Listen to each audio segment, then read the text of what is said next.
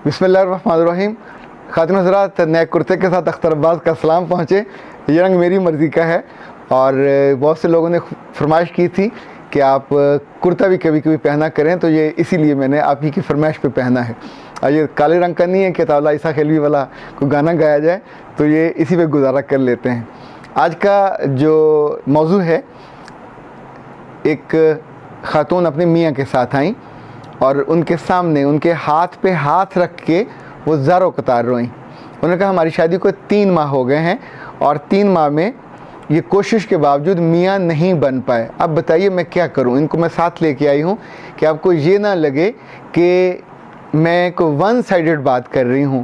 फिर उसने कहा मैं अपने घर वालों को बताती हूं तो मेरी बेइज्जती होती है और इनके घर वालों को बताती हूं तो इनकी बेइज्जती होती है। मेरे लिए रास्ता बताइए कि ज़िंदगी ऐसे चले या रुक जाए या हम ज़िंदगी का सफ़र यहीं पे ख़त्म कर दें। इस मौजू पे बात करेंगे, लेकिन उससे पहले फैज़ान हाशमी कहते हैं कि सर आप इतनी जल्दी सियाने कैसे हो गए, मुझे समझ नहीं आती। मुझे तो इतना सियाना बनने में 200 साल लगेंगे। मेरे बच्चे इतनी जल्दी कहाँ। मुझे कभी कभी लोग पूछते हैं आपकी उम्र कितनी है, तो मैं कहता हूँ कम से कम 70-75 साल तो है। जो ज़िंदगी हमने जी होती है वो एक ज़िंदगी नहीं होती। जितने अच्छे लोगों से हम मिलते हैं, जितनी अच्छी चीज़ें हम पढ़ते हैं, जितने ज़्यादा लोगों की ज़िंदगी में हम इनपुट या कंट्रीब्यूट करते हैं, वो सब कुछ हमारी ज़िंदगी में शामिल हो जाता है। और अगर आप ज़िंदगी में नेक नीयत हैं और दूसरों के खैर ख्वाह हैं तो फिर मेरा रब उस ज़िंदगी में ज़्यादा बरकत डाल देता है। बहुत से लोग ऐसे हैं जिनकी ज़िंदगी से बरकत उड़ी हुई है।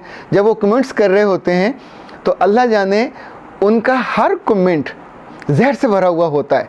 उन्होंने सुना होता है, ये नहीं सुना हुआ था, वो ऐसी बात कर रहे होते हैं जो उस पूरी क्लिप में नहीं होता। आप सोचिए कि पिछले 2 हफ्तों में जितने क्लिप बनाए गए वो सारे या तो वालिदैन से मोहब्बत के बारे में थे, या अल्लाह के बारे में थे, या रिश्तों के बारे में थे। उसमें से कोई भी ऐसा नहीं था कि जो लोगों के जिनसी मसाइल के बारे में हो। वो कल मैंने बनाया, पर फिर भी ऐसे कितने ही लोग हैं जो, यानी जब इसकी बारी आती है तो इसकी जो व्यूअरशिप है वो लाखों में चली जाती है। जब आप किसी नेक मौजू पे बनाते हैं तो यही लोग हैं जो पास से गुजरे बिना, छुए बिना, उसको ओपन किए बिना गुजर जाते हैं।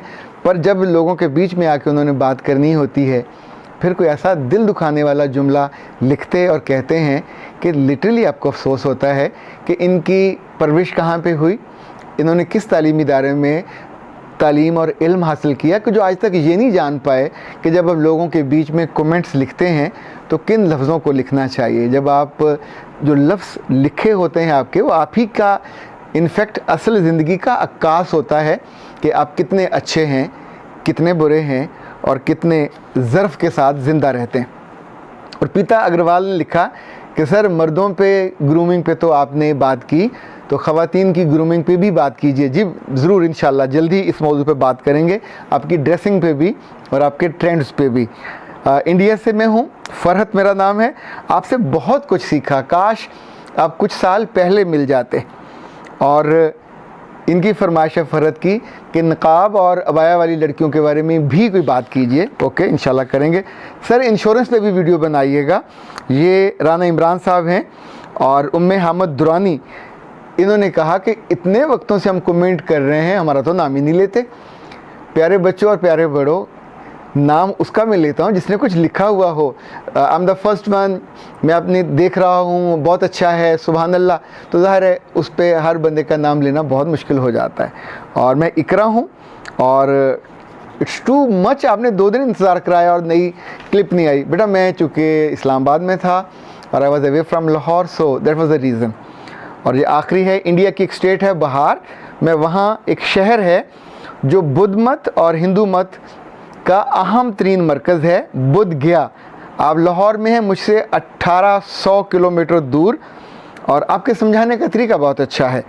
और lots of love for you from India. और ये सारी वीडियोस आपके लिए सदकाए जारिया हैं। बेटा बहुत शुक्रिया। और मुझे आपके गुमान पे भी, और ये जो आखिरी जुमला आपने कहा है ये भी, ये दोनों मेरी कुव्वत हैं, ये दोनों मेरा सरमाया हैं और ये दोनों मेरी आमदनी भी हैं। और फरीदा चौधरी ने कहा मैं भी इंडिया से हूँ, मैं रोज़ देखती हूँ कभी लड़कों के खिलाफ भी तो बनाएं, हमारे खिलाफ तो बहुत बातें करते हैं। आज फिर आपके बारे में बात करें या लड़कों के बारे में बात करें? जिस बच्ची का मैं आपसे जिक्र कर रहा था कि वो अपने मियाँ के साथ मेरे पास आई और उन्होंने अपने मसले का जिक्र किया। ख़ातिन हज़रात, ये एक मसला नहीं है।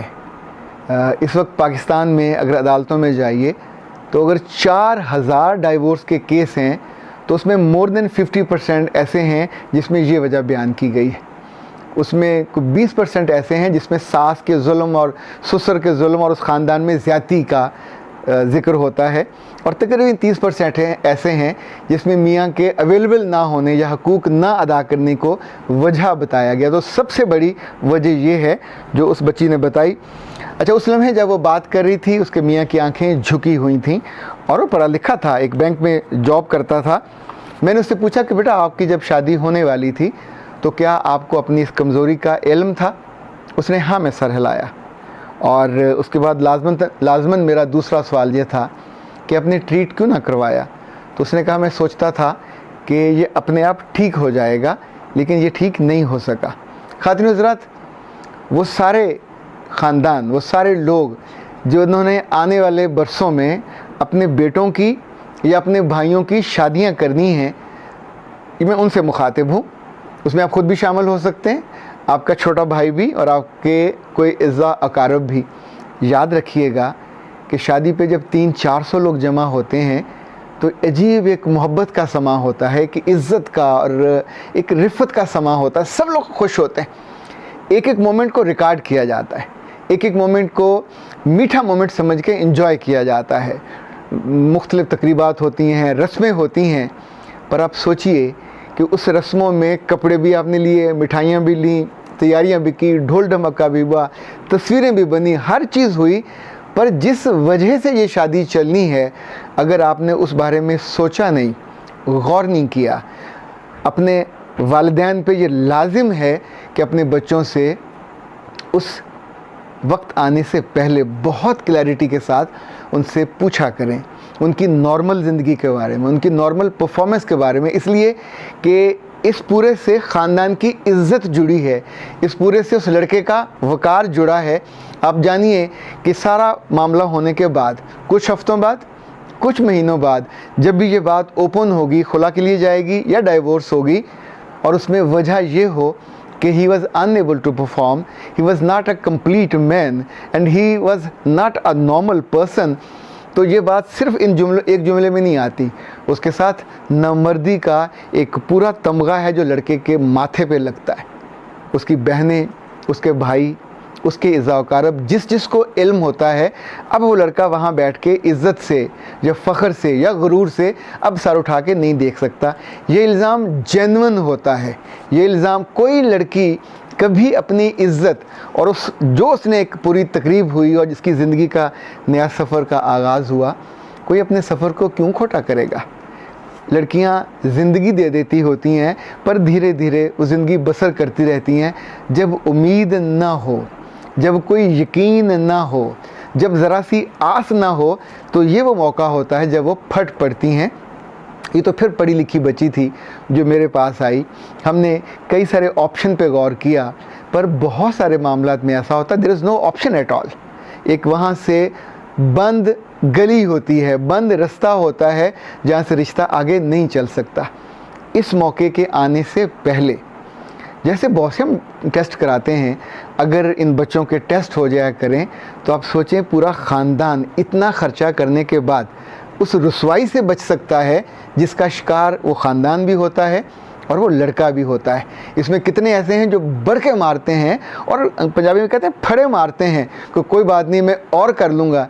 ये जब इनकी जितनी दफ़ा भी आप डोली उठवाएंगे और इनको ब्याहेंगे, हर दफ़ा एक ही जवाब आता है और बिलाखिर इन्हें किसी ऐसी जगह पे जाना पड़ता है कि जहाँ आम तौर पे वो दुहाजू बच्चों वाली खातून हो, जहाँ इनकी ज़िंदगी किसी और के बच्चों को पालने में लग जाती।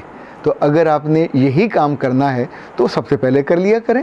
इस पूरी बदनामी से, इस पूरी रुसवाई से और इस पूरी ख्वारी से बचने का जो बेहतरीन हल है वो इस तकरीब से पहले की तैयारी है। अपने बच्चों को टेस्ट करवाना या उनसे पूछना या उनके साथ जो बहुत क्लैरिटी के साथ एक लाउड थिंकिंग करना, जिसमें उन्हें थ्रेट भी महसूस ना हो, जिसमें आप उनसे चीज़ों को उगलवा लें। उनकी नॉर्मल जो ज़िंदगी है, जिसका ताल्लुक़ इस नई ज़िंदगी से है, उस पर बात कर लें। ये ज़िंदगी आपकी भी आसान हो जाएगी और इन बच्चों की भी आसान हो जाएगी। और वो बेचारी जिसने बाद में रोना है और उसके ख़ानदान वालों ने आपको फिर ताने भी देने हैं, बद्दुआएं भी देनी है कि आपने उनकी ज़िंदगी, उस बच्ची की ज़िंदगी पे दाग लगा दिया। वो एक शादी कराने के बाद अब डाइवोर्सी हो जाएगी या खुला वाली हो जाएगी, आपकी बेहतियाती या आपके जानने के बावजूद। ये आलमोस्ट एक किस्म का धोखा है और धोखे के साथ इज़्ज़त जुड़ी हुई नहीं होती, जो होती है वो भी बर्बाद हो जाती है। मेरा रब आपको बेइज्जती के हर लम्हे से बचाए, हर मौके से बचाए और इज़्ज़त के फ़ैसले करने की तौफीक दे। अख्तर अब्बास को इजाज़त दीजिए।